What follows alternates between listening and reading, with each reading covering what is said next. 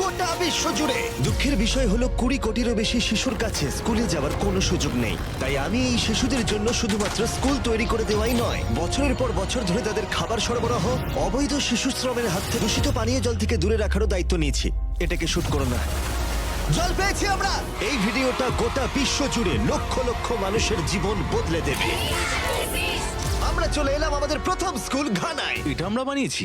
না, ওটাই পুরনো স্কুলটা। তোমার মনে হচ্ছে আমি এরকম বানাবো? না। তুমি জানো এর মানে কি, চ্যান্ডলার? এবার চলো তাহলে আমরা এই স্কুলটাকে ভেঙে ফেলি।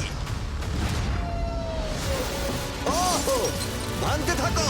এই স্কুলটা এতটাই বিপজ্জনক যে সরকারি কর্মকর্তারা এটাকে ভেঙে ফেলার নির্দেশ দিয়েছে। সব ভেঙে ফেলবো আমি। তোমরা কি নতুন স্কুল দেখতে তৈরি? যাও দেখে নাও তোমাদের নতুন স্কুল, মজা করো। তোমাদের কেমন লাগছে বলো? দারুণ। আর তার সাথে আমরা অল্প একটু দূরত্বে একটা নতুন কূপ তৈরি করছি।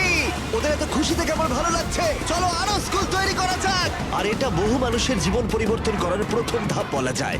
এখন আগের স্কুলটার মতো এই স্কুলটাকে ভেঙে ফেলার কোনো প্রয়োজন নেই। ও, হ্যাঁ, আমি ওটাকে ধরছি, দাও। হ্যাঁ, তাই এখন আমরা এটাকে নতুন করে সাজাবো। এটা সত্যি ভাবতে অবাক লাগে যে 250-এরও বেশি বাচ্চা এই অবস্থায় স্কুলে আসতো। তাই আমরা সবটুকু দিয়ে চেষ্টা করব। প্রথমেই আমরা দেয়াল রং করা দিয়ে শুরু করব। ও, এবার বুঝেছি, তুমি ছোট জায়গাটা আমার জন্য বাঁচিয়ে রেখেছিলে। হ্যাঁ, কিন্তু তুমি এরকম কেন ভাবছো? আমি আমার কাজটা বুঝতে পেরেছি। নতুন সিলিং, নতুন দেয়াল, নতুন মেঝে, একদম নতুনের মতো। আর আমরা ওদের পুরনো ক্লাসরুমগুলোকে শুধু সারিয়েছি তাই নয়, তার সাথে আমরা তৈরি করেছি দুটো নতুন স্কুল যা এর আগে বাচ্চারা কখনো দেখেনি। চলে এসো, ওরা ওদের একদম নতুন ক্লাসরুম প্রথম দেখবে।